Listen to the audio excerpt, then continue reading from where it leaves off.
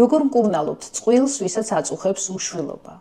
თუ ორსულობა არ დგება 1 წელზე მეტი დროის განმავლობაში, მიუხედავად რეგულარული დაუცველი სქესობრივი კონტაქტისა, პირველ რიგში ჩვენ ვაკეთებთ დიაგნოსტიკას, იმისათვის რომ გავიგოთ რა არის მიზეზი იმისა, რომ ორსულობა არ დგება. და კვლევები ტარდება გამორიცხვის მეთოდით. რას ნიშნავს გამორიცხვის მეთოდი? ჩვენ ვიცით სავარაუდო მიზეზები, რა შეიძლება იყოს უშვილობის და აქედან გამომდინარე ვატარებთ ამ კვლევებს. იმისთვის რომ ეს ნაწილი კარგად გავიგოთ, უნდა წარმოვიდგინოთ როგორ ხდება ორსულობა. ეს არის საშვილოსნო, ეს არის საშო და აქ საშოში ხვდება მამაკაცის სპერმა. სპერმა შედის საშვილოსნოში, გადადის მილებში, ეს არის მილები, აქედან შეგიძლიათ ნახოთ და აქ მილში ხდება მისი შეხვედრა კვერცხუჯრედთან, რომელიც თავის მხრივ გამოდის საკვერცხიდან ოვულაციის დროს, ანუ მენსტრუაციის შუა პერიოდში და მენსტრუალური ციკლის შუა პერიოდში და შედის მილში. აქ მილში, აქ ხდება განაყოფიერება შიგნით მილში და აქედან შეგიძლიათ ნახოთ და შემდეგ ის ჩამოდის ხრუში და ემაგრება საშვილოსნოს ხრუს. ასე დგება ორსულობა. ამ პატარა ისტორიიდან გამომდინარე, იმისათვის რომ გავიგოთ, რატომ არ დგება ორსულობა და როგორია ქალის შვილოსნობის უნარი, უნდა გამოვიკვლიოთ ეს პროცესი ნაბიჯ-ნაბიჯ. პირველ რიგში ეს არის მამაკაცის სპერმა, როგორი ხარისხისაა, ის შეძლებს თუ არა ის კვერცხუჯრედის განაყოფიერებას, როგორია კონცენტრაცია, მოძრაობა, მოძრაობის ხარისხი, მოცულობა თვითონ სპერმის სითხის და ასე შემდეგ. მამაკაცს სჭირდება მხოლოდ ერთი ანალიზი, სპერმის ანალიზი. თუ ის ნორმალურია, სხვა კვლევები ჩვენ არ გვაინტერესებს. რაც შეეხება ქალის მხრიდან, ქალს უფრო მეტი კვლევები ჭირდება, იმიტომ რომ რადგან ორსულობა ხდება განაყოფიერება ქალის ორგანიზმში, ემბრიონის წარმოქმნა, მიმაგრება, ორსულობა მთელი 9 თვე ყველაფერი ხდება ქალის ორგანიზმში და ამიტომაც ქალს სჭირდება უფრო მეტი კვლევა. ეს არის 3 ძირითადი მიმართულება.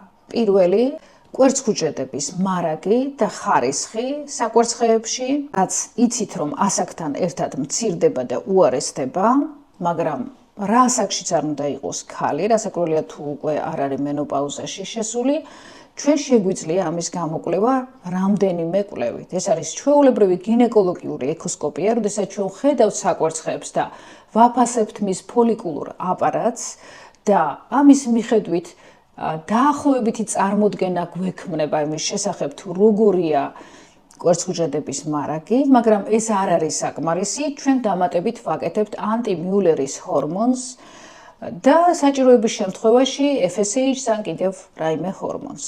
მეორე, ეს არის საშვილოსნოს გამოკვლევა და მილების გამტარობის გამოკვლევა, ანუ ხომ არ არის რაიმე შეფერხება, როდესაც საშვილოსნოში, მილებში, ანუ რეპროდუქციულ ორგანოებში გადაადგილდება სპერმატოზოიდი, კვერცხუჯრედი და უკვე განაყოფიერებული ემბრიონი. თუ მაგალითად მილი დახურულია ერთ ან ორივე მხარეს, მაშინ რასაკვირველია, როდესაც კვერცხუჯრედი გამოვა საკვერცხიდან, ის ამ მილში ვერ მოხვდება, რადგან ის არის დახურული.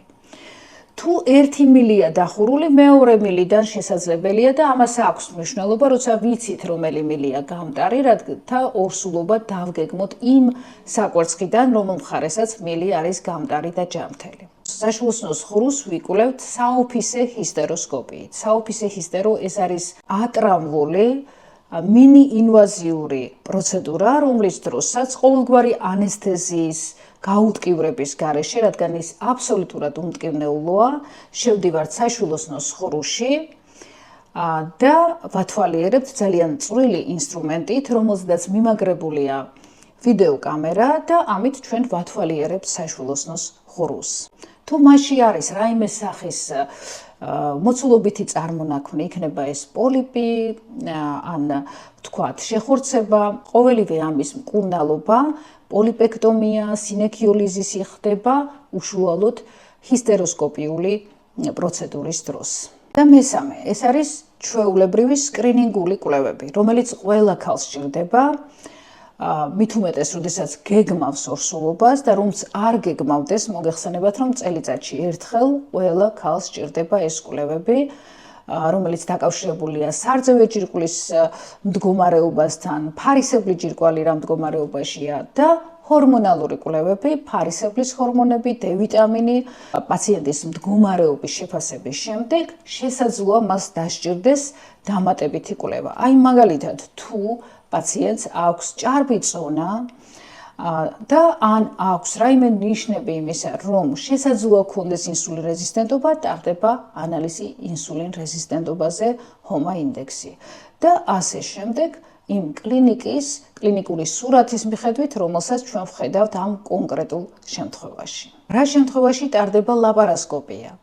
ლაპარასკოპია ტარდება მაშინ, თუ ქალს აქვს 3 წელზე მეტი დროის განმავლობაში უშვილობა, ამასთანავე თუ არის საკვერცხის ცისტა, იქნება ეს ენდომეტრიული ან დაუდგენელი გენეზის, ასევე თუ არსებობს ეჭვი მილების რაიმე პათოლოგიაზე, იქნება ეს გაუმტარობა ან ჰიდროსალპინქსი, გაფართოებული მილები და ასევე ყველა კვლევა არის ნორმაში, მაგრამ რატომღაც ორსულობა არ დგება. აი ამ შემთხვევაში ჩვენ მივმართავთ სადიაგნოსტიკო ლაპარასკოპიას, რომელიც ითვლება ოქროს სტანდარტად უშვილობის დიაგნოსტიკისთვის და ქალის რეპროდუქციული ორგანოების გამოსაკვლევად.